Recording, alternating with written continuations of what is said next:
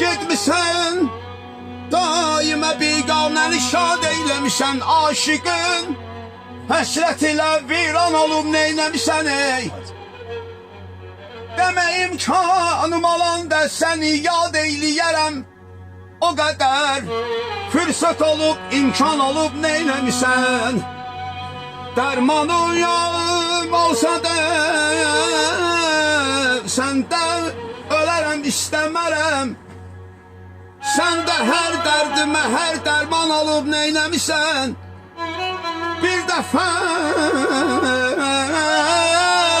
mehmanım oldun, azı 1000 dəfə dedin. Mənə güya ki gəlib mehman olub neyləmişsən. Baba, Allah rəhmət eləsin.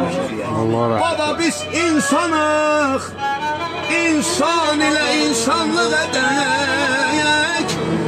Deməsinlər bizə boy, insan olub neyləmişsən. Aman ey, sağ ol ey, var ol ey.